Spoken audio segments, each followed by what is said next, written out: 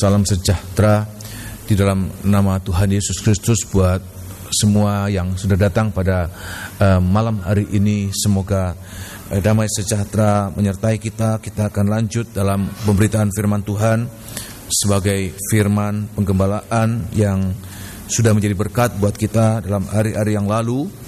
Dan kita berdoa supaya malam hari ini bahwa firman yang akan kita dengarkan juga boleh menjadi berkat buat kita dalam langkah-langkah kita, pergumulan kita pada hari-hari mendatang. Kita tidak kehilangan arah, tidak kehilangan pegangan, tetapi kita memiliki sesuatu yang menjadi pengharapan andalan kita menghadapi apapun juga. Seperti demikian, amin. Dan malam hari ini saya akan masih membawa surah di dalam kitab Wahyu pasal yang ketiga. Walaupun ayat ini terus diberitakan dari hari ke hari, ayat yang sama, tetapi saya sangat percaya setiap kali firman Allah disampaikan, sebenarnya ada sesuatu yang baru yang Tuhan ingin berikan buat kita. Oleh sebab itu biar kita sungguh-sungguh mengosongkan hati pikiran kita, jangan pernah bosan, jenuh, ya, apalagi merasa sudah tahu, sebab itu sikap yang menghalangi kita menerima berkat dari Tuhan. Tetapi selalu kita lapar dan haus di hadapan Tuhan, sebab itulah yang akan mendapatkan janji kebahagiaan dari Tuhan Yesus Kristus untuk kita sekalian. Nah, malam hari ini kita akan baca sekali lagi di dalam kitab Wahyu pasal yang ketiga, ayat yang ke-21. Saya masih akan berbicara pada ayat ini, ayat 21 dan ayat 22. Saya menunggu semua menemukan dalam Alkitab masing-masing, ya. Kitab Wahyu pasal yang ketiga, kitab Wahyu pasal yang ketiga, ayat 21 dan ayat 22. Perhatikan sungguh-sungguh, ya. Ayat 21 dan 22. Barang siapa menang, ia akan kududukkan bersama-sama dengan aku di atas tahtaku. Iya. Sebagaimana aku pun telah menang dan duduk bersama-sama dengan Bapakku di atas tahtanya. Siapa bertelinga, hendaklah ia mendengarkan apa yang dikatakan Roh kepada jemaat-jemaat. Terima kasih, ya. Janji buat orang-orang yang menang akan duduk di atas tahta bersama dengan Dia. Itu janji hanya untuk mereka yang menang, ya. Dan khususnya buat jemaat di Laodikia, jemaat yang terakhir, Tuhan katakan kemenangan seperti apa yang akan mendapatkan janji Tuhan, yaitu kemenangan seperti Dia menang, sama seperti aku menang dan duduk di atas tahta Bapakku. Sedemikian juga jemaat di Laodikia, sedemikian juga jemaat kita yang ada pada hari ini. Kalau kita mendengarkan firman Tuhan bahwa kemenangan seperti Tuhan menang, itu yang membuat kita layak mendapatkan janji Tuhan. Semua menerima janji Tuhan, amin. Haleluya. Sebab janji Tuhan buat jemaat di Laodikia adalah janji yang tertinggi, tinggal di dalam kemuliaan Allah, ya. Nah, malam hari ini saya akan sampaikan apa kemenangan-kemenangan Yesus yang Dia tinggalkan untuk kita ikuti jejaknya, ya. Ada kemenangan-kemenangan yang Dia alami di dalam langkah-langkah di bumi ini dalam waktu 3,5 tahun, untuk kita ikuti dalam langkah-langkah kita kalau kita akan duduk di atas tahta bersama dengan Tuhan, ya. Ada 4 kemenangan yang saya akan sampaikan. 4 kemenangan, ada banyak tetapi saya simpulkan dalam 4 kemenangan yang Tuhan, ya, tinggalkan untuk kita supaya kita ikuti jejaknya. Yaitu yang pertama, menang atas daging. Ini pergumulan-pergumulan kita. Setiap kita yang hidup ini berdarah berdaging. Dan perhatikan, di dalam daging ini ada kelemahan-kelemahan, ya. Ada yang lemahnya dalam hal apa. Setiap kita punya kelemahan-kelemahan. Perhatikan, dan juga di dalam daging punya keinginan. Daging itu punya keinginan. Daging itu lemah. Lemah apa? Lemah di dalam melakukan kehendak Allah, ya. Lemah di dalam bertahan menghadapi cobaan, godaan dosa.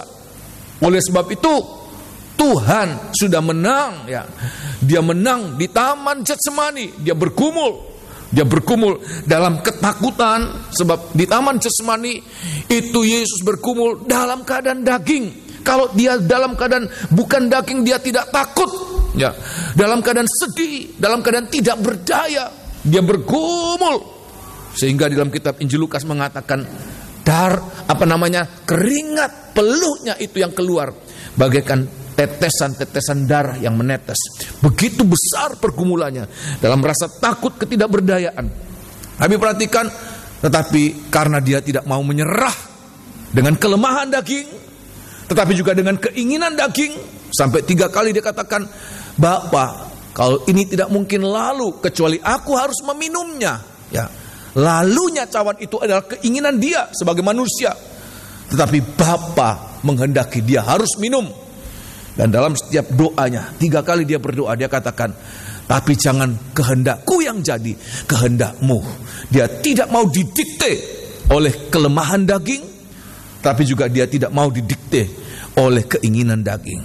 Tapi dia mau bergumul, dia tidak mau dikalahkan, tetapi dia mau mengalahkan. Rasul Paulus katakan dalam suratan 1 Korintus pasal 9 ayat 27 bahwa aku melatih tubuhku sampai aku dapat menguasai sepenuhnya. Biar inilah yang harus kita alami. Jangan biarkan kelemahan daging itu melemahkan kita. Jangan biarkan keinginan daging menjatuhkan kita. Tapi biar hari-hari ini kita salibkan daging, kita kuasai, kita latih, jangan dituruti. Ya, dalam Roma dikatakan hari sudah semakin larut, makin dekat dengan kedatangan Tuhan. Keselamatan itu semakin dekat. Oleh sebab itu di hari-hari ini jangan memuaskan daging dengan segala keinginannya, tapi kita harus hari-hari ini melatih daging kita. Ya, untuk apa? Dia takluk pada kehendak Allah. Ya, seandainya daging diajak kompromi, diajak rundingan, ya daging seandainya dia berbicara, bisa berbicara keinginan daging, ayo kita ibadah malam hari ini, dia akan katakan tidak. 6 hari engkau bekerja dan 6 hari engkau lelah, 6 hari engkau menghadapi situasi yang sama, keadaan yang sama, masalah, ya, dan engkau jenuh, engkau perlu waktu refreshing, ya, dan engkau tidak harus ibadah, engkau harus bersenang-senang dahulu, ya. Itu perkataan daging.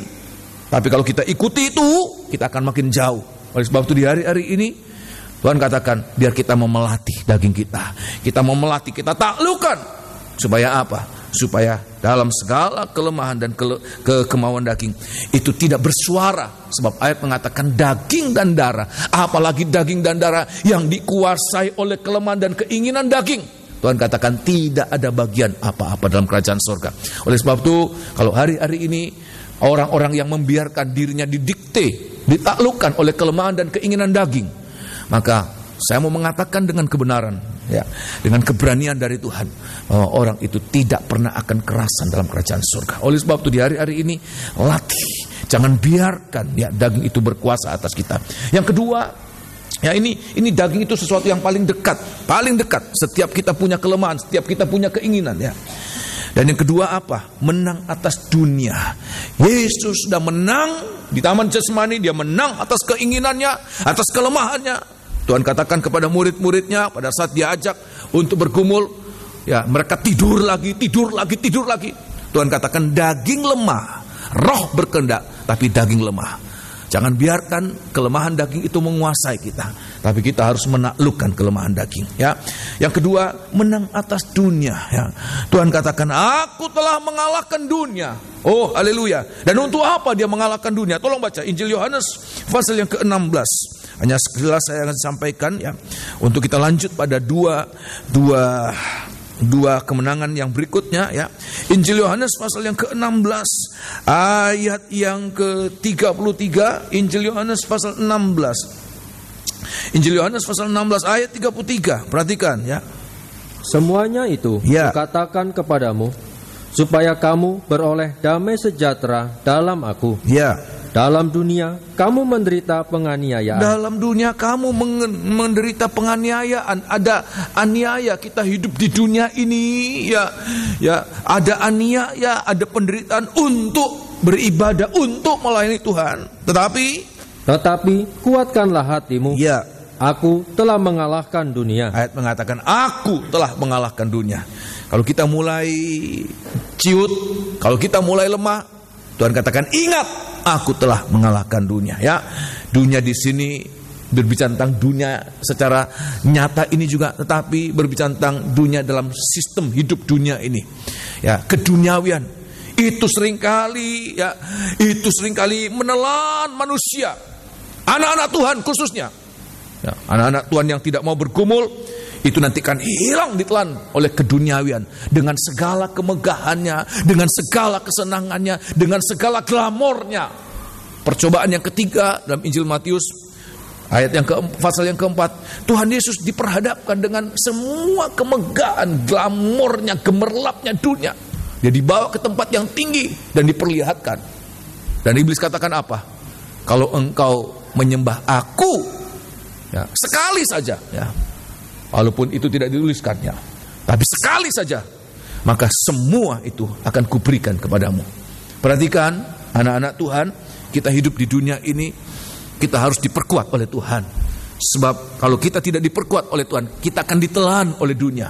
Kita akan tenggelam, hanyut. Ada banyak anak-anak Tuhan, ada banyak hamba-hamba Tuhan hanyut di dunia sana. Tetapi juga seringkali bukan hanyut di dunia sana, dia hanyut di dalam jemaat, dia hanyut di dalam gereja, dia hanyut dalam pelayanan. Kenapa? Sistem cara dunia itu masuk dalam pelayanan, masuk dalam ibadah. Dia tidak menang atas dunia. Oleh sebab itu di hari-hari ini kita harus menang, kita harus bergumul. Tuhan katakan iman dan kasih itulah kekuatan melawan dunia ini. Roh yang dari Tuhan itu kekuatan untuk mengalahkan setiap roh yang ada di dunia. Semua yang ada di dunia, perhatikan, semua yang ada di dunia ada rohnya. Oleh sebab itu setiap apa yang ada di dunia itu bisa ada kemampuan untuk mengikat. Ada kecanduan-kecanduan, semua sudah bisa sebutkan apa itu. Ya, walaupun itu kelihatannya benda-benda mati, ya, tapi saudara akan heran, kenapa benda mati, ya, program yang mati bisa mengikat? Sebab itu bukan hanya sesuatu yang biasa, ada roh di balik itu. Oleh sebab itu kalau kita tidak punya Roh Kudus, maka kita ditelan oleh dunia ini. Raja Firaun mengatakan waktu orang Israel akan keluar dari tanah Mesir, dia katakan padang gurun itu sudah mengurung mereka, sudah menelan mereka.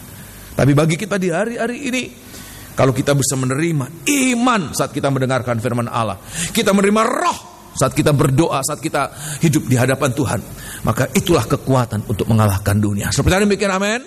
Kita akan makin hari makin berubah. Tidak serupa dengan dunia, tapi serupa dengan Allah. Ini tanda-tanda orang yang menang atas dunia. Kita akan makin hari makin merindukan dunia baru, langit dan bumi yang baru. Kita tidak kemudian seperti terpaku, ya, dalam beberapa ayat, ya, dalam Alkitab juga dituliskan, diulangi. Tuhan katakan, ingat siapa saudara? Istri Lot. Siapa dia? Adalah orang yang hampir selamat, tetapi tidak bisa selamat. Kenapa? Hatinya sudah terikat di Sodom dan Gomora. Oleh sebab itu di hari-hari ini kita harus lebih daripada apapun yang kita alami di bumi ini. Kalau sudah menerima berkat yang Tuhan berikan, bisa beli rumah, bisa punya pekerjaan yang bagus, bisa punya apapun juga, jangan sampai itu semua mengikat hati kita. Tapi kita selalu ada kerinduan bumi dan langit yang baru. Itu dunia yang baru, bumi dan langit yang baru. Hanya orang-orang yang ada kerinduan mengalami demikian. Hanya orang-orang itu yang nanti akan terlepas. Sebab dunia ini akan hancur dengan segala sistem hidupnya, dengan segala yang ada, nanti akan hancur dalam nyala api. Tapi orang-orang yang berkemenangan, merindukan langit dan bumi yang baru, mereka akan diselamatkan oleh Tuhan. Abraham, dia menerima janji Tuhan, Kanaan. Tetapi walaupun dia sudah menerima Kanaan jasmani itu, dia tinggal di Kanaan itu, tapi ayat mengatakan dia tidak merasa sudah mendapatkan sesuatu. Tetapi hatinya dia mengatakan kepada Tuhan bahwa bukan Kanaan ini yang dia mau, tetapi Kanaan surgawi. Oleh sebab itu dia tinggal di kemah sampai keturunan ketiga bersama dengan Ishak, bersama dengan Yakub. Dia tinggal di kemah. Kenapa? Dia mengharapkan, menanti-nantikan kota yang dirancang dan dibangun oleh Tuhan sendiri. Itulah tanah air surgawi. Perjalanan ke sana, tidak mau kembali, tetapi dia terus melangkah sampai mendapatkan itu. Oleh sebab itu, biar hari-hari ini, inilah yang boleh kita alami. Menang atas dunia, ya. Kalau kita tidak menang atas dunia, kita akan hanyut. Kita akan ditelan oleh dunia ini dengan segala kemewahannya, dengan segala keindahannya, dengan segala kesenangannya. Oleh sebab itu kita harus berhati-hati hari ini. Kita harus menang atas dunia. Ya, nah malam hari ini saya akan lebih fokus pada kemenangan yang kedua dan yang ketiga. Ya, yang ketiga dan yang keempat, yaitu nomor yang ketiga, menang atas iblis. Ya, menang atas iblis. Iblis ini penguasa dunia. Dan ayat mengatakan seluruh dunia ini berada di dalam kuasa iblis. Kita akan baca satu ayat lebih dahulu. Kitab 1 Yohanes pasal yang kelima. Suratan 1 Yohanes pasal yang kelima. Hanya orang-orang yang menang tidak berada di bawah kuasa iblis. Ya, walaupun kita berada di wilayah teritorial iblis, tetapi kita tidak dalam kendali kuasa iblis. 1 Yohanes pasal pertama, pasal yang kelima, 1 Yohanes pasal yang kelima, ya, ayat yang ke 1 Yohanes pasal yang kelima, ayat yang ke-18. Oleh sebab itu di hari-hari ini, ya, biar kita ada kerinduan Tuhan, kita mau menang, ya. Apalagi kalau kita anak Tuhan, apalagi kalau kita hamba Tuhan, kita seperti berada di wilayah musuh, ya. Dan kalau kita tidak menang, kita akan dianiaya, kita akan disiksa, kita akan dibunuh, mati, binasa. Tapi perhatikan, Tuhan memberikan kita kemenangan di wilayah musuh, tetapi kita tidak dikuasai oleh musuh. Ayat yang ke-18, kita tahu bahwa setiap orang yang lahir dari Allah tidak berbuat dosa. Ya. Tetapi dia yang lahir dari Allah, ya, melindunginya. Perhatikan. Dan si jahat tidak dapat menjamahnya. Dan si jahat bahkan tidak bisa menjamah. Ayat yang ke-19. Kita tahu, ya, bahwa kita berasal dari Allah. Kita tahu bahwa kita berasal dari Allah. Dan seluruh dunia berada di bawah kuasa si jahat. Dan seluruh dunia berada di bawah kuasa si jahat. Terima kasih, ya. Oleh sebab itu, biar hari-hari ini semoga kita bisa melihat Dia yang sudah menang atas si jahat itu, juga akan memberikan kita kekuatan untuk menang. Nah, saya akan bawa saudara di dalam kitab Kolose pasal yang kedua. Suratan Kolose pasal yang kedua, ini lewat apa?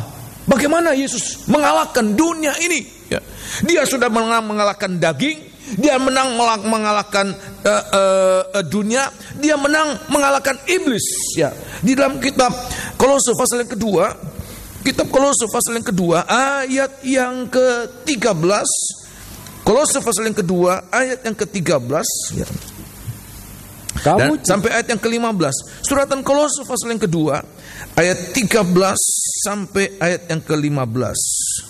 Kamu juga, meskipun dahulu mati oleh pelanggaranmu, ya, dan oleh karena tidak disunat secara lahiriah, ya, telah dihidupkan Allah bersama-sama dengan Dia. Perhatikan, sesudah Ia mengampuni segala pelanggaran kita. Ayat yang ke-14 saya akan perlihatkan bagaimana Dia menang atas iblis, penguasa dunia, ya. Dengan menghapuskan surat hutang. Dengan menghapuskan surat hutang itu yang oleh ketentuan-ketentuan hukum, ya, mendakwa dan mengancam kita, ya. Dan untuk ditiadakannya dengan memakukannya pada kayu salib, ya, Ia telah melucuti pemerintah-pemerintah. Ia melucuti pemerintahan itu, pemerintah itu, dan penguasa-penguasa. Dan menjadikan mereka tontonan umum, ya, dalam kemenangannya, ya, atas mereka. Terima kasih. Pemerintah, penguasa ini tidak berbicara tentang raja-raja, presiden, perdana menteri atau apapun sebutannya. Tetapi pemerintah, penguasa itu tidak lain berbicara tentang iblis. Ayat mengatakan, di atas kayu salib semua kesalahan kita, semua dosa dipakukan. Sehingga di atas kayu salib, ayat mengatakan, Dia melucuti semua, ya, penguasa-penguasa, semua pemerintahan-pemerintahan di dalam kemenangannya, ya. Artinya apa? Perhatikan, kemenangan Yesus atas iblis, atas setan, itu Dia kerjakan lewat kematiannya. Di atas kayu salib itu berbicara tentang kematiannya. Ya, di dalam kematiannya iblis dikalahkan. Ya, kematian Yesus adalah kemenangan mutlak. Ya, kemenangan mutlak dari Tuhan Yesus, ya. Walaupun mungkin secara pengertian biasa Yesus mati, waktu Dia hidup Dia mengerjakan mujizat, Dia mengerjakan apapun juga. Dan itulah yang menjadi pengertian rendah, ya, pengertian yang sangat dangkal dari murid-murid. Waktu Tuhan Yesus mati, seolah-olah mereka memiliki guru yang kalah, seolah-olah mereka memiliki Tuhan yang kalah, Seolah-olah mereka memiliki pengharapan yang kalah. Ya, mereka jalan dengan murung waktu kematian Tuhan. Seolah-olah kematian Tuhan itu bukti kekalahan. Tapi saya mengatakan justru sebaliknya. Kematian Tuhan itu justru adalah kemenangan mutlak dari Tuhan Yesus, dari iblis-iblis itu. Saudara percaya demikian, amin? Sebab apa, saudara? Sebab untuk itu dia datang. Untuk itu dia datang ke dunia ini. Bukan sekedar untuk mengerjakan mujizat, bukan sekedar untuk membangkitkan orang, bukan untuk sekedar menolong orang, tetapi terutama kedatangan Tuhan untuk mati di atas kayu salib. Sehingga seandainya Tuhan Yesus sudah datang ke bumi ini, dia lahir sudah melayani 3,5 tahun, dan dia tidak mau mati di atas kayu salib, itu bukan kemenangan, itu bukan pertolongan, tapi justru itu kekalahan. Yang dipermalukan adalah siapa? Bapa. Sebab Bapa mengutus Yesus ke dunia ini khusus supaya dia mati, tetapi dengan kematiannya dia mengalahkan iblis. Oleh sebab itu di hari-hari ini harus kita mengerti, kita harus percaya itu ya. Dan saya akan buktikan di dalam kitab Injil Yohanes pasal yang ke-12. Oleh sebab itu, walaupun waktu mengalami mati di atas kayu salib lewat penderitaan, lewat aniaya, itu tidak menggetarkan dia seolah-olah dia harus lari dari itu ya. Tidak, tapi dia katakan, untuk itu aku ada di dunia ini, untuk mati di atas kayu salib, untuk supaya semua penderitaan, semua masalah, semua dosa pelanggaran itu dipaku di atas kayu salib lewat kematiannya untuk mengalahkan iblis ya. Injil Yohanes pasal yang ke-12 ya. Injil Yohanes pasal 12. Oleh sebab itu di hari-hari ini yang harus kita mengerti, saudara. Semoga dengan segala keterbatasan ucapan saya menerangkan, saya berdoa supaya Tuhan memberikan kita pencerahan itu, bisa mengerti apa yang saya maksudkan ya, bahwa kematian Tuhan itu adalah justru kemenangannya ya. Ayat yang ke-27 perhatikan. Sekarang jiwaku terharu. Ya, ini waktu Tuhan berbicara tentang kematian, dia ditinggikan. Ya, jiwaku terharu ya. Teruskan. Dan apakah yang akan kukatakan? Apakah aku harus mengatakan apa? Bapa, ya, selamatkanlah aku dari saat ini. Apakah aku harus luput? Harus selamat dari pengalaman salib ini? Tidak. Tidak. Sebab untuk itulah aku datang ke dalam saat ini. Sebab untuk itu aku datang ke dalam saat ini ya. Oleh sebab itu terima kasih kalau kita bisa mengerti bahwa pengalaman kematian di atas kayu salib adalah suatu kemenangan mutlak Yesus atas iblis. Maka kalau kita ingin mengalahkan iblis, maka kita juga harus mengikuti jalan yang sama. Pengalaman kematian itu justru nanti akan menjadi kemenangan buat kita sekalian. Iblis tidak bisa dikalahkan dengan uang kita.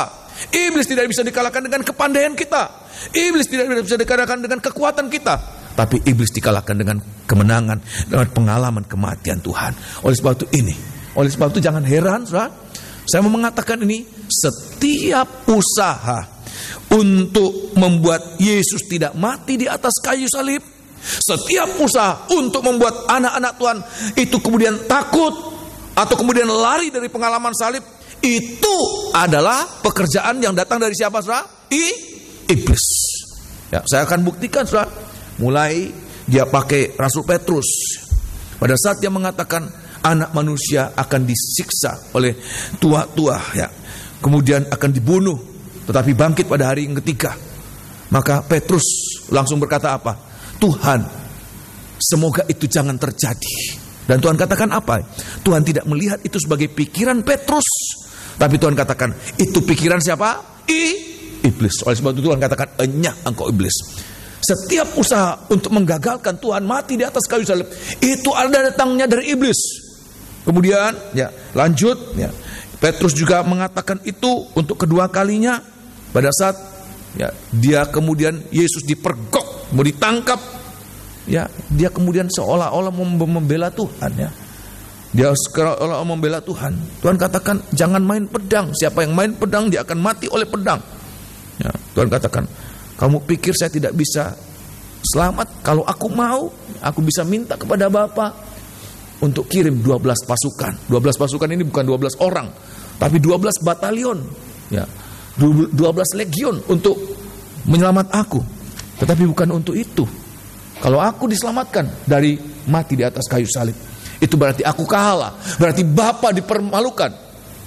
Tetapi rencana Bapa adalah mempermalukan, ya, menjadikan iblis menjadi tontonan di muka umum. Oleh sebab itu dia tidak mau, ya, dia tidak mau, ya. Sampai pun Yudas, ya, ada satu saat Yudas begitu menyesal, ya, dan dia mau seolah-olah melepaskan Yesus, dia kembalikan uangnya. Itu bukan karena Yudas sadar, bukan, tapi itu cara iblis untuk menggagalkan supaya Tuhan Yesus jangan mati di atas kayu salib. Bahkan sampai pun Yesus sudah tergantung di atas kayu salib. Sudah bisa baca dalam kitab Injil Matius pasal 27, ya. Orang-orang yang lewat, imam-imam kepala, bahkan penjahat, sudah tahu apa olokan mereka? Kalau engkau anak Allah, apa sudah? Turun. Ya, seolah-olah Yesus ditantang untuk memperlihatkan kekuatannya untuk bisa luput dari kayu salib. Tapi Yesus tidak mau terpengaruh. Dia bisa saja dengan semudah, ya, membalikkan tangan, dia turun dari kayu salib. Dia bisa saja dia terbang ke surga. Dengan mudah dia terbang ke surga. Tetapi dia kalah. Tapi Yesus tetap tergantung di atas kayu salib. Sampai mati di atas kayu salib. Sehingga iblis kalah. Dengan kematiannya, iblis kalah. Iblis dikalahkan lewat kematiannya. Oleh sebab itu, pengalaman ini juga, cara ini, itu yang Tuhan ingin katakan. Aku sudah menang, mengalahkan daging, mengalahkan dunia, mengalahkan iblis. Kamu pun juga harus menang dengan caraku. Amin. Sebagaimana aku menang atas iblis, kamu pun juga menang dengan cara demikian. Oleh sebab itu di hari-hari ini harus kita mengerti. Kemenangan atas iblis hanya lewat pengalaman kematian. Hanya lewat kematian Yesus, iblis dikalahkan. Kemenangan atas iblis juga harus kita alami lewat pengalaman kematian. Satu ayat di dalam kitab Wahyu, ya, Wahyu pasal yang ke-12, kitab Wahyu pasal 12. Oleh sebab itu kita harus mengalami kemenangan, ya. Iblis ini sumber semua pencobaan. Iblis ini sumber semua pengalaman-pengalaman yang tidak baik. Iblis ini segala-galanya ini datangnya dari iblis. Semua penyakit yang melanda anak-anak Tuhan itu datang dari iblis. Kau usah mengatakan, ekstrim. Ya, hamba Tuhan ngomong begitu, saudara.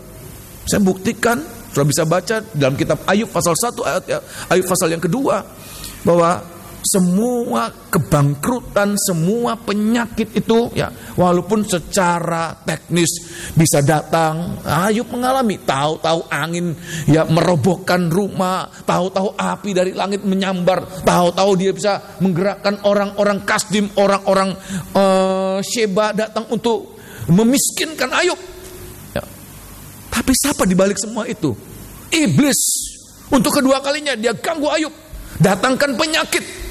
Bisa saja penyakit itu dari virus, dari apa. Tapi siapa yang membuat itu? Iblis yang mengirimkan. Oleh sebab itu mungkin kita ditertawakan. Waktu menyembayangin orang sakit, kita sembayangin, kita usir iblis, usir setan, ya. Mungkin ada orang yang tertawa, ya. Ya, sakitnya gara-gara virus, kok iblis yang apa kaitannya dengan iblis? Ya, itu semua ayat mengatakan, ya. Semua dibalik semua percobaan, dibalik semua masalah, itu iblis. Oleh sebab itu iblis harus dikalahkan. Lewat apa? Kekalahan iblis hanya lewat kematian. Kematian Yesus itu yang membuat dia kalah. Tetapi juga pengalaman kematian, menyatu dengan kematian Yesus, itu juga membuat kita menang atas iblis. Saudara percaya demikian? Amin. Ya, di dalam kitab Wahyu pasal 12, saudara pegang ini, saudara. Iblis tidak bisa dikalahkan dengan apapun juga. Ada orang pikir, dia berguru kepada, ya, ilmu yang lebih tinggi, ya. Semua magic, semua, ya, okultisme, semua itu yang hobatan yang ada di dunia itu, ya, paling bosnya iblis, ya. Ada guru-guru tingkat ini, guru mana, ya, guru Cikampek lah, guru apalah, dari mana lah, ya. Itu paling bos, ya, iblis, ya. Mau cari, ya, mengalahkan ini siapa? Harus yang lebih, Yesus, ya. Ya, tolong baca, ya. Kitab Wahyu pasal yang ke-12, kitab Wahyu pasal 12, hanya dia yang dapat mengalahkan. Kita tidak bisa mengalahkan dengan apapun juga. Sebab manusia dengan iblis itu bukan lawan tanding, saudara. Apapun kemampuan manusia tidak dapat mengalahkan iblis. Kita hanya bisa mengalahkan iblis kalau kita menyatu dengan Tuhan, ya. Nah, dalam kitab Wahyu pasal 12 ayat yang ke-11, perhatikan, ya. Iblis dikalahkan dengan darah. Kata darah itu menunjuk kematian Tuhan. Ya, ayat yang ke-11. Dan mereka mengalahkan dia oleh darah anak domba. Mereka ini siapa? Mereka ini bukan Mikael, terutama disebutkan mereka ini bukan bintang Mikael, bukan malaikat-malaikat yang menyertai Mikael dalam peperangan melawan iblis, bukan. Tapi mereka ini adalah orang-orang yang berdarah. Sebab darah Yesus itu tidak kemudian untuk malaikat-malaikat, bukan untuk Mikael, darah Yesus, bukan. Tapi untuk kita manusia biasa yang dikuasai dengan kemelemahan, dikuasai dengan daging, dengan sekuan, dengan apapun juga. Bahkan ditaklukkan oleh iblis. Untuk kita darah itu. Dan ayat mengatakan, mereka, kita ini mengalahkan dia. Siapa dia itu? Iblis. Oleh darah anak domba. Kata darah anak domba itu kematian Yesus. Teruskan. Dan oleh perkataan kesaksian mereka. Karena mereka tidak mengasihi nyawa mereka sampai ke dalam maut. Terima kasih. Dua perkara ini yang mengalahkan iblis. Darah anak domba dan kesaksian mereka. Darah anak domba itu kematian Yesus. Sedangkan kesaksian mereka, kesaksian kita, itu pengalaman kematian kita bersama dengan kematian Yesus. Kesaksian itu kesaksian mereka, kesaksian kita. Kesaksian kita ini, Saudara. Kesaksian yang bagaimana, Saudara? Pengalaman nyata dalam kematian bersama dengan Tuhan Yesus. Tuhan katakan pengalaman itu yang mengalahkan iblis. Oleh sebab itu di hari-hari ini jangan pernah menghindar. Kalau menghindar kita kalah dari iblis. Setiap orang yang menghindar dari pengalaman kematian, orang ini tidak pernah menang atas iblis. Sehingga jangan heran jadi bulan-bulanan oleh iblis. Oleh sebab itu di hari-hari ini tidak punya pengalaman lain kecuali pengalaman kematian bersama dengan Tuhan. Nah, pengalaman kematian bersama dengan Tuhan dibagikan kita dipersenjatai. Kita dipersenjatai dari ujung rambut sampai telapak kaki. Tidak ada daging yang muncul. Semua itu disalut oleh pengalaman kematian itu oleh Yesus Kristus Nah, saya akan bawa Saudara di dalam kitab Efesus pasal yang ke-6. Ini Rasul Paulus kan gambarkan bagaimana pergumulan kita di hari-hari ini. Dalam segala perkara, itulah yang dialami oleh Ayub, itu juga yang dialami oleh kita. Saudara bisa mengalami masalah dalam rumah tangga, masalah di kantor, masalah di pekerjaan, masalah di mana saja, Saudara. Tapi ayat mengatakan yang kita hadapi, musuh kita bukan orang-orang itu, Saudara. Yang garai kita, yang menjengkelkan kita, yang menganiaya kita. Bukan mereka Sehingga kalaupun mereka dikalahkan, mereka dibunuh sekalipun akan ada orang-orang yang lain yang akan garai kita, Saudara. Ada orang-orang lain akan menyusahkan kita. Sebab bukan mereka itu musuh. Tuhan katakan musuh kita, lawan kita bukan itu, bukan darah daging, bukan, tapi iblis, penguasa dunia ini, penghulu dunia ini. Kitab Efesus pasal yang ke-6, surat Efesus pasal yang ke-6 ayat yang ke-10. Oleh sebab itu ini harus kita mengerti, kematian Yesus itu, darah Yesus itu itu harus menjadi pengalaman kita. Jadi jangan hanya sekedar hiasan. Banyak orang Kristen itu kemudian rumahnya dikantungi salib ada gambar Tuhan Yesus, pikirnya kalau ada gambar itu iblis takut masuk Kalau hanya sekedar salib-salib hiasan begitu, iblis tidak takut, badannya digantungi, ditato salib, pikirnya iblis kalah. Tidak, tapi harus punya pengalaman nyata, ada kesaksian hidup dengan pengalaman kematian, itu yang mengalahkan iblis. Iblis tidak bisa dikalahkan oleh apapun juga kecuali oleh darah dan kesaksian anak-anak Tuhan, kesaksian di dalam pengalaman kematian bersama dengan Yesus. Ayat yang ke-10 perhatikan. Akhirnya hendaklah kamu kuat di dalam Tuhan, di dalam kekuatan kuasanya. Kenakanlah seluruh perlengkapan senjata Allah. Perhatikan, supaya kamu dapat bertahan, melawan tipu muslihat iblis. Karena perjuangan kita bukanlah melawan darah dan daging. Jadi perjuangan, pergumulan kita, peperangan kita menghadapi peperangan rohani. Namanya saja peperangan rohani.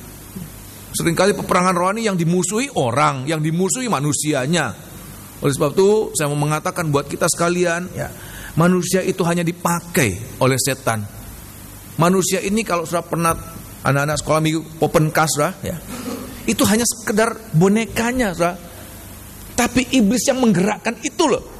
Jadi bukan bonekanya yang dihantam, bukan, itu cuma boneka saja. Tapi di balik itu iblis. Oleh sebab itu Tuhan katakan, jangan kemudian kita bergumul melawan manusianya, kita buang-buang waktu, buang tenaga, saudara. Tetapi iblis yang ada di dalam itu, ya. Oleh sebab itu Tuhan katakan apa?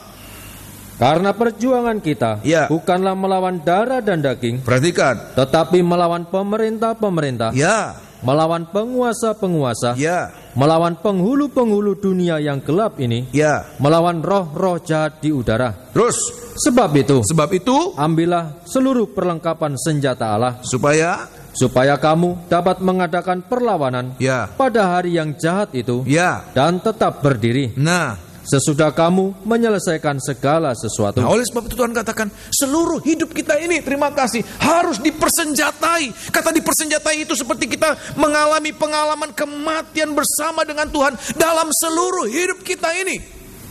Nah, ayat ini mengatakan mulai dari kepala sampai telapak kaki. Kalau saya baca, dari kepala ada ketopong, telapak kaki ada kasut, semuanya itu disalut. Tidak ada satu bagian yang telanjang, sebab ada bagian yang lowong yang tidak disalut oleh Tuhan Yesus Kristus, oleh perlengkapan senjata Allah, perlengkapan senjata terang.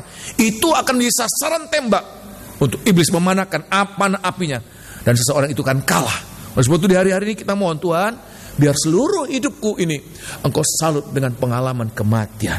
Nah, saya akan perlihatkan apa pengalaman kematian yang harus kita alami. Dimulai pada ayat yang ke-14. Ya, ayat yang ke-14, perhatikan.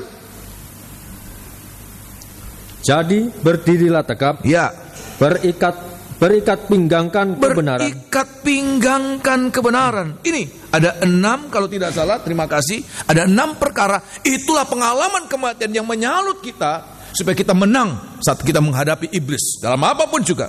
Nomor 1 ayat mengatakan berikat pinggangkan kebenaran. Ya, ikat pinggang itu mengikat apa, saudara? Apa, saudara? Pinggang. Pinggang ini berbicara tentang apa? Perut. Dan perhatikan, ada ayat mengatakan perut anak-anak Tuhan, perut hamba-hamba Tuhan itu kalau tidak diikat dengan kebenaran, nanti justru akan menjadi seteru salib Kristus. Ibadahnya, pelayanannya itu seperti menghadapi arah yang salah. Oleh sebab itu harus ada salib Kristus untuk mengarahkan motivasi, tujuan, arah ibadah pelayanan kita. Ya, bukan untuk mencari sesuatu yang mengenyangkan perut kita, tetapi adalah semata-mata untuk Tuhan. Tolong baca dalam kitab Filipi pasal yang ketiga.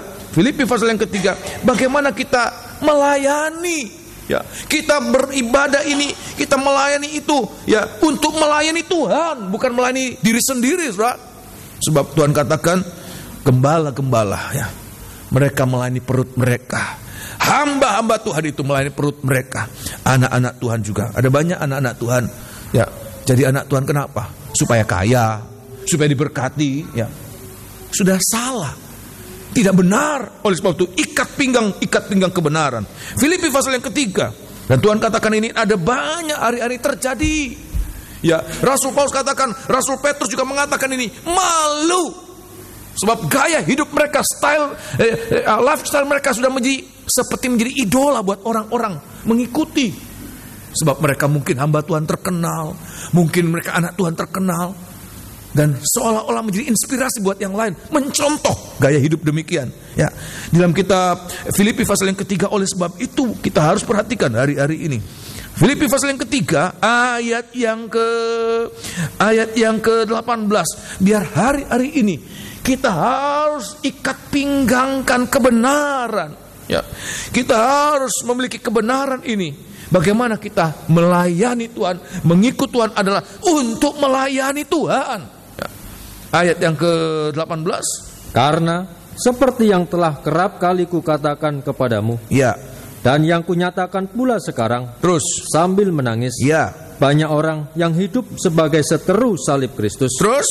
Kesudahan mereka Ya. ialah kebinasaan. Ya. Tuhan mereka ialah perut mereka. Kemuliaan mereka ialah aib mereka. Ya.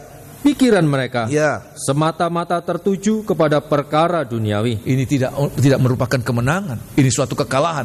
Yang tertawa siapa? Iblis yang tertawa. Terima kasih. Oleh sebab itu di hari-hari ini semoga kita boleh mengerti. Secara jasmani, saudara, kalau kita makan enak mana, saudara? Ya, sabuk kita, ikat pinggang kita kencangkan atau kita longgarkan, saudara? Longgarkan. Orang Israel juga demikian, saudara. Dalam cerita-cerita tentang ikat pinggang, Tuhan katakan, kalau kita ikat pinggang itu bukan untuk makan. Ada hamba yang pulang dari ladang, Tuhan katakan, dia bukan pulang untuk kemudian makan. Tuhan katakan, sediakan makananku, ikat pinggangku, dan layani aku sampai selesai. Baru kamu boleh makan, ya. Dan biarlah hari-hari ini, biar ini boleh menjadi koreksi kita. Kalau kita melayani Tuhan, kalau kita ikut Tuhan, tanpa pengalaman kematian, maka apa yang kita cari dalam pengikutan kita adalah mencari kebutuhan perut. Tuhan katakan kita bertuhankan perut, ya. Oleh sebab itu di hari-hari ini mohon Tuhan, saya tidak mau kalah, ya.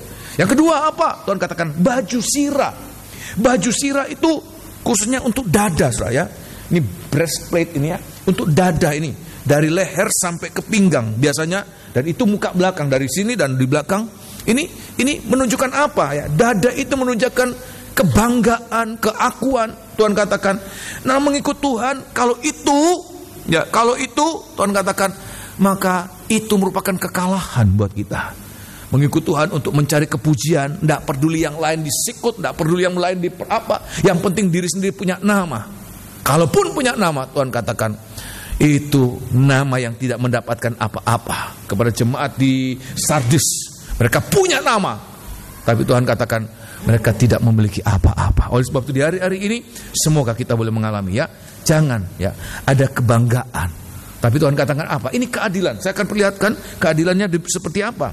Filipi pasal yang kedua, suratan Filipi pasal yang kedua, ayat yang ketiga.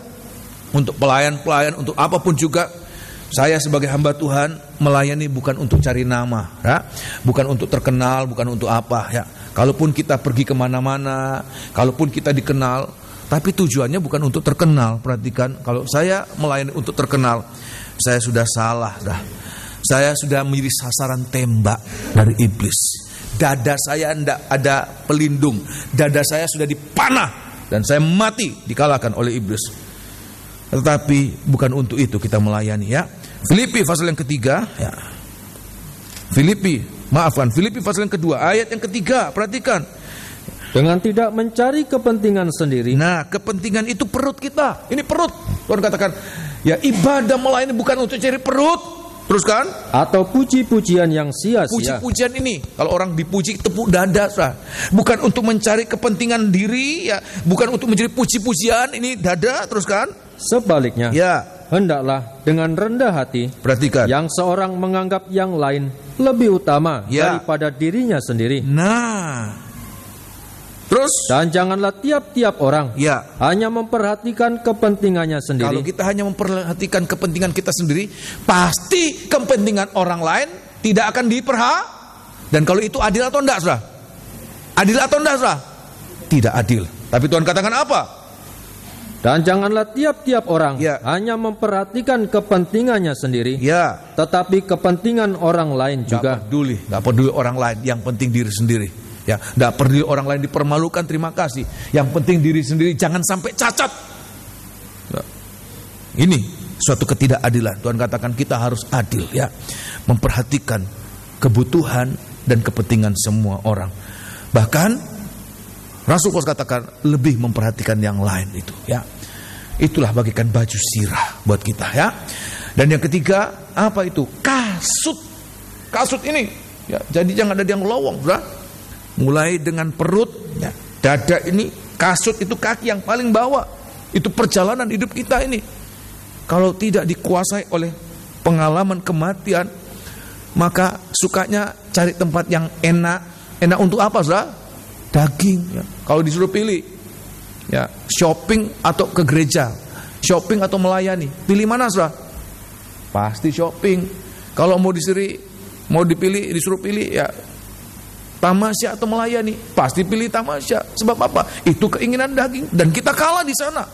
Tapi Tuhan katakan kasut itu apa? Kasut itu kerelaan untuk menyampaikan, memberitakan tentang Injil Tuhan, kabar baik. Dan biarlah perjalanan hidup kita juga demikian, saudara. Itu perjalanan yang indah, Tuhan kan.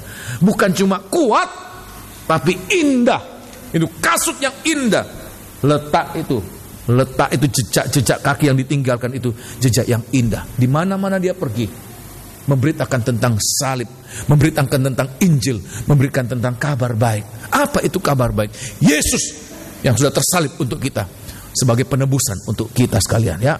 Oleh sebab itu di hari-hari ini yang harus kita tinggalkan. Sudah bisa catat di rumah, ya, baca di rumah, catat ini, ya, Roma pasal 10 ayat 15. Ini kasut ini, ya, indah dan kuat.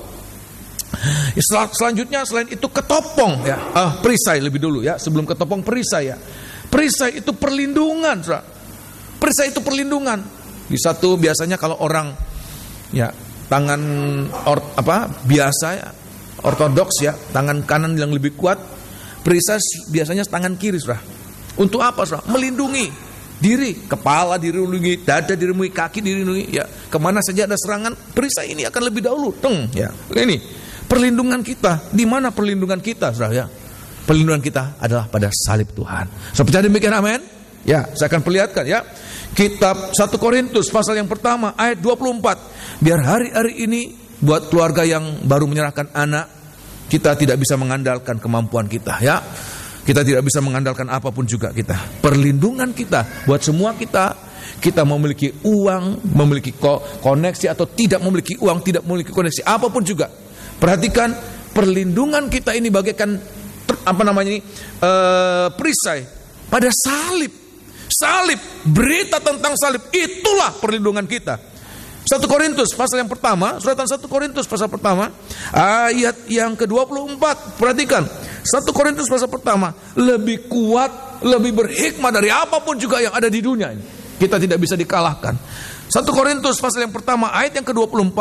Tetapi untuk mereka yang dipanggil, perhatikan, baik orang Yahudi, ya, maupun orang bukan Yahudi, ya, Kristus adalah kekuatan Allah. Kristus yang tersalib, ini berita tentang salib, itu adalah kekuatan dan hikmat Allah. Dan hikmat Allah. Apa yang lebih menjadi perlindungan kita? Terima kasih. Apa yang lebih menjadi perlindungan kita selain kekuatan Allah dan hikmat Allah?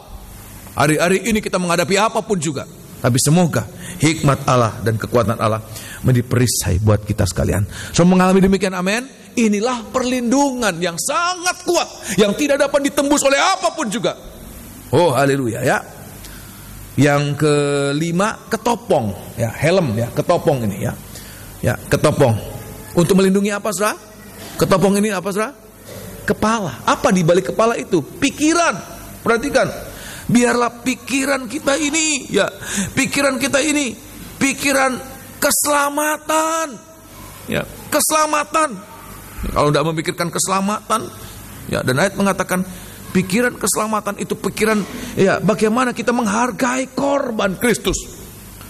Filipi pasal 2 sudah bisa baca di rumah ayat 5. Biar pikiran dan perasaan Kristus itu, biar itu menjadi perlindungan kita.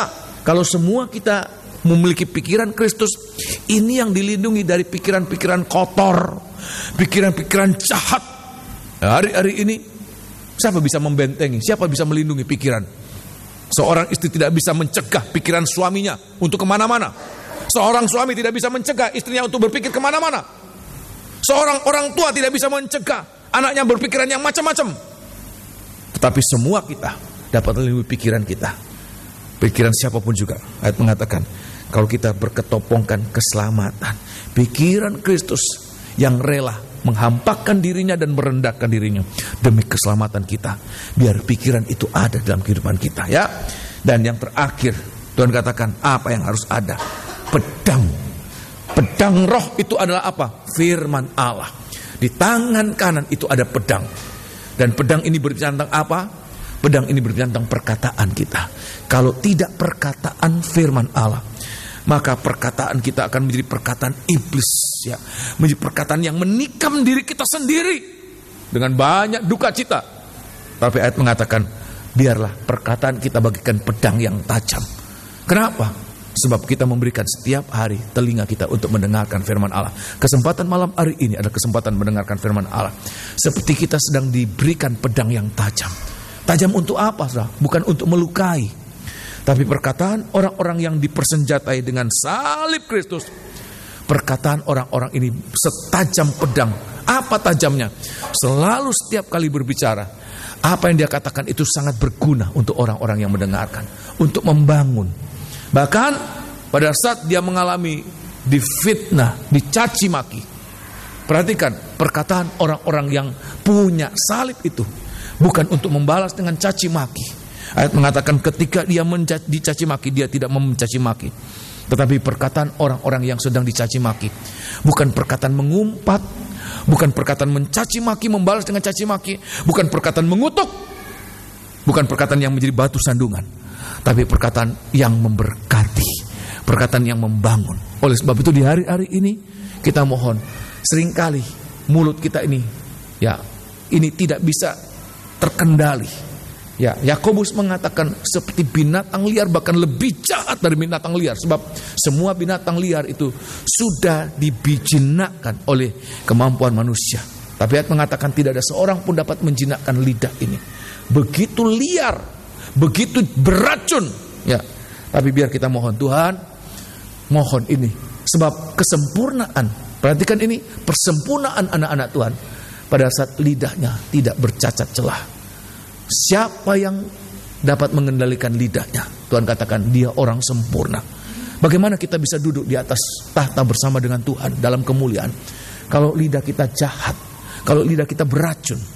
Tapi Tuhan katakan biar lidah kita bagaikan pedang yang tajam.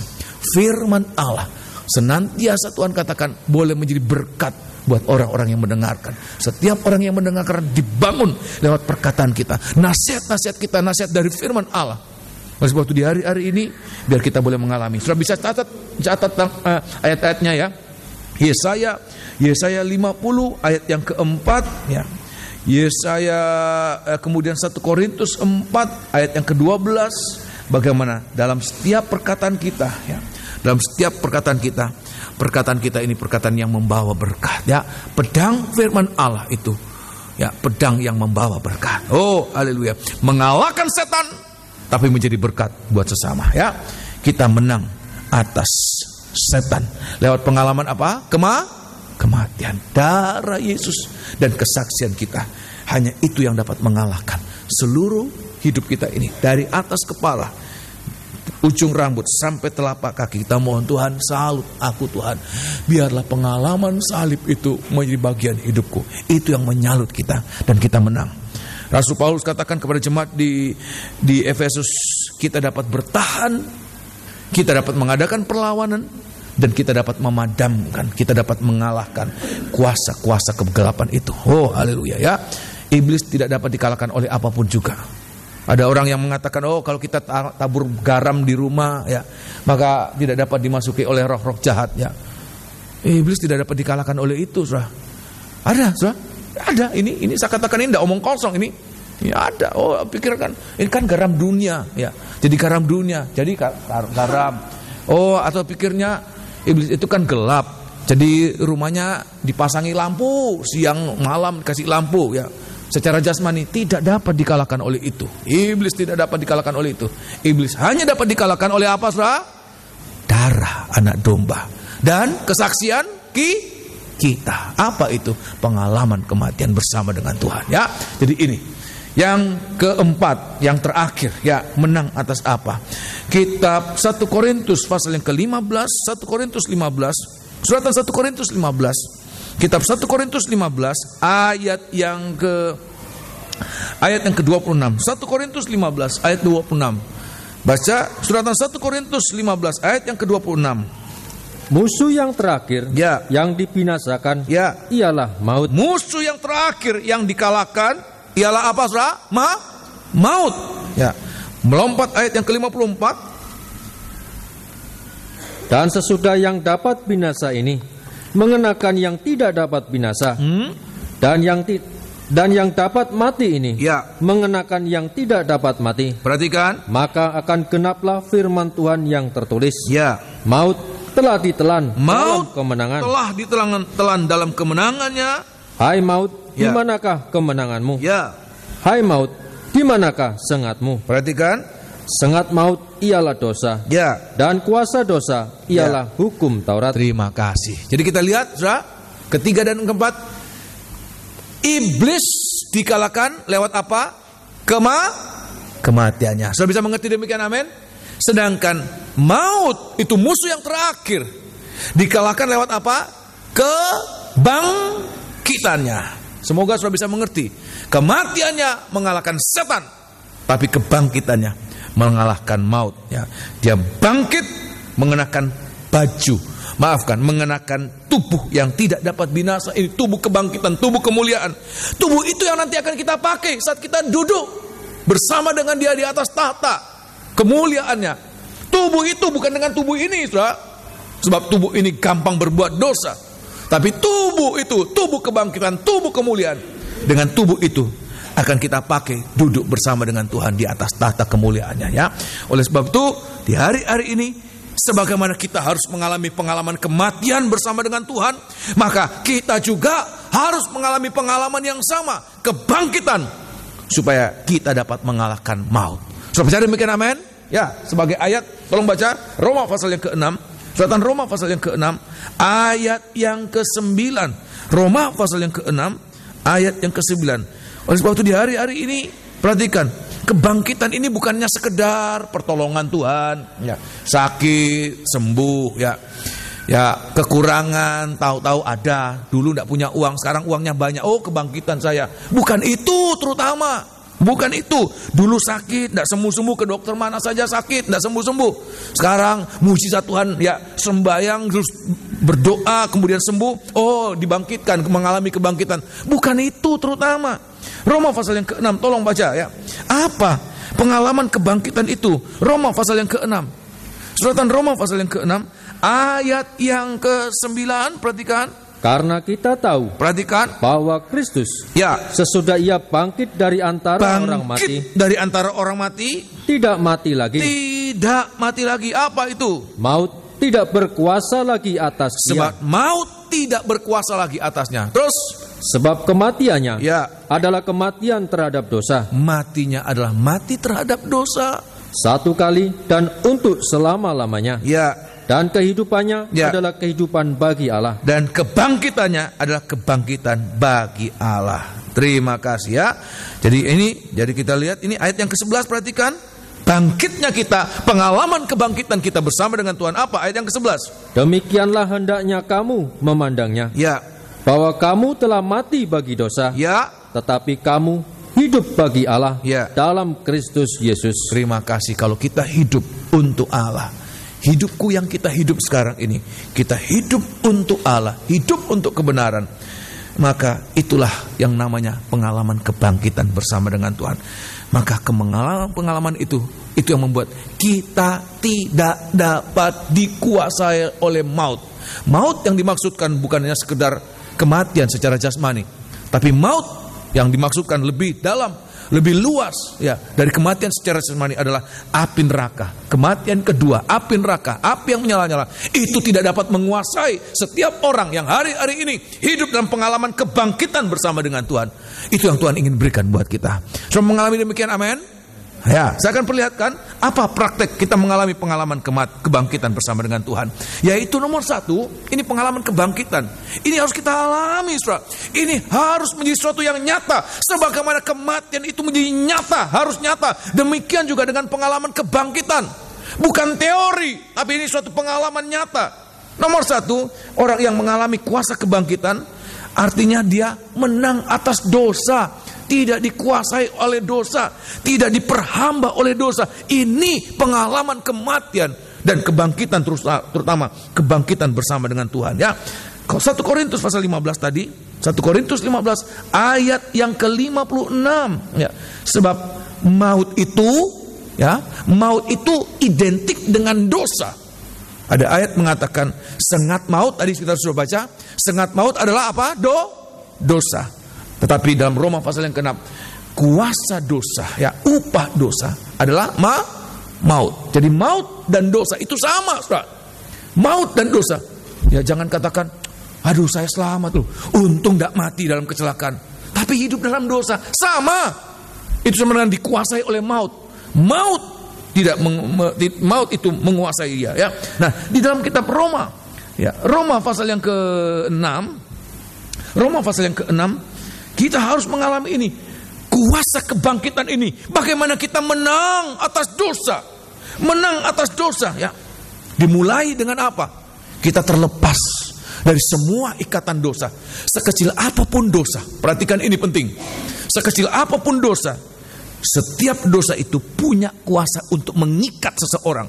Dan kalau seseorang sudah terikat dengan dosa, tidak semudah kemudian membalikkan tangan dia lepas, ya. Ya kalau saya mau lepas, ya lepas. Tidak, saudara. Tidak semudah itu dia lepas. Dosa sekecil apapun juga. Ya, sampai manusia tidak berdaya. Tuhan, saya tidak berdaya. Saya sudah mencoba untuk lepas, tapi saya tidak mampu. Itu kuasa maut begitu kuat. Dan tidak ada seorang pun yang menang atas maut. Ya, oleh sebab itu di hari-hari ini, kecuali kita mengalami pengalaman kebangkitan, kematian dan kebangkitan bersama dengan Tuhan, kita akan menang atas maut, ya. Nah, di dalam kitab Roma pasal yang ke-6, suratan Roma pasal yang ke-6, Roma pasal yang ke-6 ini menang atas maut, menang atas dosa. Dimulai kita lepas dari semua ikatan-ikatan dosa. Ayat yang ke-12, Roma 6 ayat yang ke-12, perhatikan. Oleh sebab itu di hari-hari ini bawa hidup kita. Apalagi kalau kita merasakan, Tuhan, saya tidak mampu, Tuhan. Begitu kuat mengikat. Dan kalau sudah terikat, sudah begitu berusaha untuk melepas, ya, itu dosa itu seperti memanggil-manggil, sudah. Seperti sangat provokatif, ya, menggiurkan. Tuhan katakan kepada Kain, dosa itu begitu menggiurkan. Kita harus menang atas dosa itu. Kita harus mengalahkan dosa itu, ya. Ayat yang ke-12, perhatikan. Sebab itu, ya, hendaklah dosa jangan berkuasa lagi di dalam tubuhmu yang fana, ya, supaya kamu jangan lagi menuruti keinginannya. Nah, teruskan. Dan janganlah kamu menyerahkan anggota-anggota tubuhmu, ya, kepada dosa, terus untuk dipakai sebagai senjata kelaliman. Ya, tetapi serahkanlah dirimu kepada Allah, ya, sebagai orang-orang yang dahulu mati dalam dosa, bukan pengalaman kematian, mati dalam dosa, teruskan. Tetapi yang sekarang hidup, ya. Dan serahkanlah anggota-anggota tubuhmu, ya, kepada Allah, ya, untuk menjadi senjata-senjata kebenaran. Rasul Paulus katakan kepada orang-orang di Roma, terima kasih, bahwa kalau kita perhatikan, kalau kita renungkan, sebenarnya mulai dari ujung rambut sampai telapak kaki, semua bagian tubuh kita ini sudah sempat dipakai untuk berbuat dosa. Mata kita, telinga kita, mulut kita, semua ini sudah pernah berbuat dosa. Dan kita diperhamba, jadi budak dosa. Tapi Tuhan katakan, dalam pengalaman kebangkitan, kita tidak lagi menjadi budak dosa, tapi kita menjadi hamba kebenaran, hamba Allah, yang melakukan apa yang dikehendaki oleh Allah. Oleh sebab itu di hari-hari ini, hanya orang-orang yang mengalami bebas dari dosa, dia boleh akan masuk, duduk bersama dengan Tuhan di atas tahta. Kita harus mengerti ini, ya. Bebas dari dosa. Sampai satu saat, ya, menang atas dosa. Bukan hanya bebas dari dosa, tapi satu saat, ayat mengatakan, Rasul Yohanes mengatakan, sampai satu saat, saya tidak bisa mengerti bagaimana itu terjadi, tapi ayat mengatakan itu akan terjadi. Bagaimana ada manusia biasa, tetapi lewat pengalaman kebangkitan bersama dengan Tuhan, sampai satu saat ayat mengatakan dia tidak ada kemampuan untuk berbuat dosa. Ini pengalaman kebangkitan. 1 Yohanes pasal yang ketiga, suratan 1 Yohanes pasal yang ketiga, tidak ada kemampuan, tidak sanggup, tidak mampu berbuat dosa. Oh, luar biasa. Semoga sudah ada kerinduan Tuhan. Kalau hari-hari ini kita merasakan, Tuhan, potensi untuk berbuat dosa itu seperti meledak-ledak dalam hidupku ini, dalam tubuhku ini. Begitu stamina untuk berbuat dosa itu begitu hebat. Ya, enggak tahu siang, malam, pagi, buta. Kalau seluruh berbuat dosa itu enggak ada waktu, enggak ada tempat, bisa di mana-mana. Tapi coba melakukan kehendak Tuhan, banyak alasan. Tapi biar kita mengerti, biar kita mohon Tuhan, biar satu saat habiskan stamina dosaku dalam tubuh daging ini. Untuk sampai satu saat aku tidak bisa berbuat dosa, tidak sanggup berbuat dosa. 1 Yohanes pasal yang ketiga, ayat yang ke-9. Oh, luar biasa. Hanya orang-orang yang mengalami kebangkitan, hanya orang-orang yang mengalami kuasa kebangkitan ini tidak akan sanggup berbuat dosa. Oh, haleluya. Ayat yang ke-9. Setiap orang, ya, yang lahir dari Allah tidak berbuat dosa lagi. Tidak berbuat dosa lagi. Sebab apa? Sebab benih ilahi tetap ada di dalam dia, Ya, dan ia tidak dapat berbuat dosa kata tidak dapat itu tidak karena mampu. ia lahir dari Allah. Tidak sanggup berbuat dosa. Terima kasih. Ya. Orang yang telah mengalami kemenangan, ya, perhatikan ini penting. Orang yang telah mengalami kebebasan dari dosa, iblis itu tidak menyerah. Dia akan selalu mengikuti, dia akan selalu menggoda. Untuk apa? Orang yang sudah bebas dari dosa, itu satu saat kemudian murtad lagi. Satu saat kemudian apa? Kumat lagi. Satu saat kemudian apa? Berbalik lagi pada dosa yang lama. Itu keinginan dari iblis, ya. Dan Tuhan katakan itu perjuangan kita pada akhir zaman ini. Dalam kitab Ibrani pasal yang ke-10, Tuhan katakan orang-orangku yang benar akan hidup oleh iman. Tapi kalau dia kembali lagi, dia tinggalkan Tuhan, maka aku tidak berkenan kepada dia. Walaupun sudah pada hari-hari terakhir, langkah-langkah terakhir, setelah sekian lama dia berjalan bersama dengan Tuhan, tetapi karena belum sampai mencapai ini, tidak bisa berbuat dosa, tetap ada kemungkinan dia akan jatuh kembali, kumat lagi, kambuh lagi, murtad lagi. Tapi kalau sampai satu saat kita mencapai titik kondisi, ayat mengatakan kita lahir dari Allah dan kita tidak dapat berbuat dosa, tidak mampu berbuat dosa, maka itu artinya apa? Kita tidak bisa kembali lagi kepada kehidupan yang lama, tapi kita melangkah terus sampai berjumpa Tuhan, sampai kita dibawa duduk bersama dengan Dia di atas tahtanya. Bisa mengerti demikian? Amin. Justru sangat berbahaya. Perhatikan ini penting. Justru sangat berbahaya pada langkah-langkah terakhir. Pada langkah terakhir, kemungkinan untuk kembali selalu ada. Kalau kita tidak mengalami kemenangan atas dosa, kemungkinan untuk kembali selalu ada. Tapi kalau kita sampai pada saat tidak dapat berbuat dosa lagi, kita akan melangkah terus sampai mencapai Tuhan Yesus datang kembali. Oleh sebab itu di hari-hari ini, mohon kekuatan dari Tuhan. Tuhan, siapa kita? Siapa kita ini? Tapi kalau kita mengalami kemenangan bersama dengan Tuhan, kita akan menang atas dosa. Dosa tidak dapat menguasai kita kembali. Amin, kasih.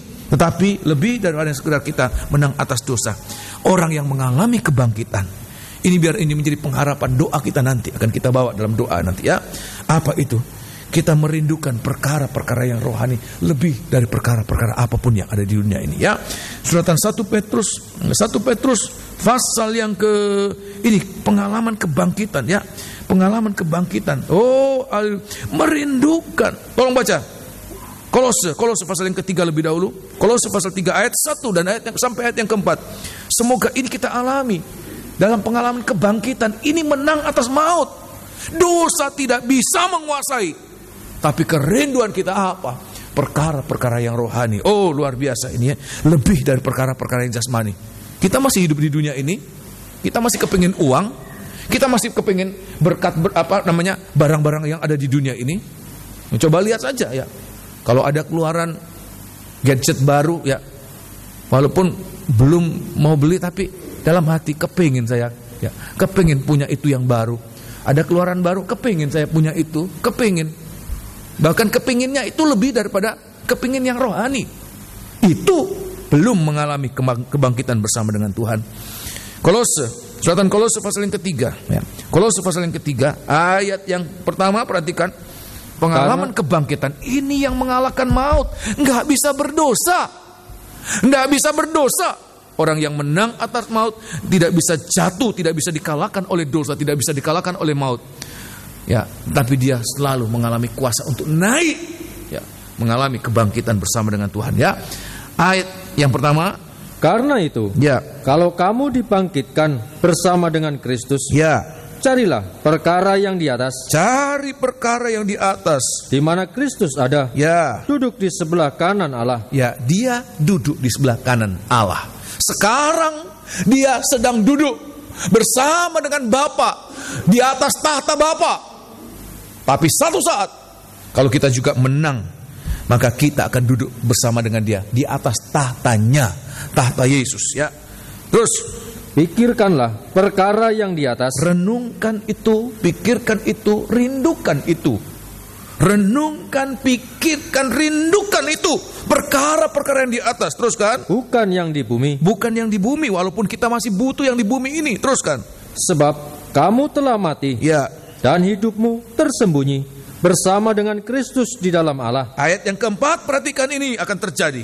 Apabila Kristus yang adalah hidup kita Ya. menyatakan diri kelak, Kata menyatakan diri itu sama dengan datang kembali. kamu pun akan menyatakan diri bersama dengan Dia Ya. dalam kemuliaan. Hanya orang-orang yang hidup dalam kebangkitan. Hanya orang-orang yang ada kerinduan untuk perkara-perkara yang rohani. Lebih dari perkara-perkara jasmani. Kita membutuhkan uang, kita membutuhkan semuanya itu ya. Tapi Tuhan katakan, jangan sampai kebutuhan kita itu melebihi kerinduan kita akan perkara-perkara rohani. Kalau kita belum merindukan perkara-perkara rohani lebih daripada kepentingan, kebutuhan yang jasmani, keinginan yang jasmani, maka kita belum mengalami pengalaman kebangkitan. Tapi biar hari-hari ini, kalau kita belum mengalami itu, kita berdoa, Tuhan, biar kuasa kebangkitanmu boleh juga menjadi pengalamanku. Merindukan Engkau, merindukan perkara-perkara yang rohani, firman-Mu, kasih-Mu, Roh Kudus-Mu lebih dari apapun juga. Saya butuh uang, kita butuh semua. Tapi kebutuhan akan perkara-perkara rohani itu lebih. Sebab semua yang sifatnya jasmani akan segera ditinggalkan. Tapi yang rohani itu yang sesungguhnya.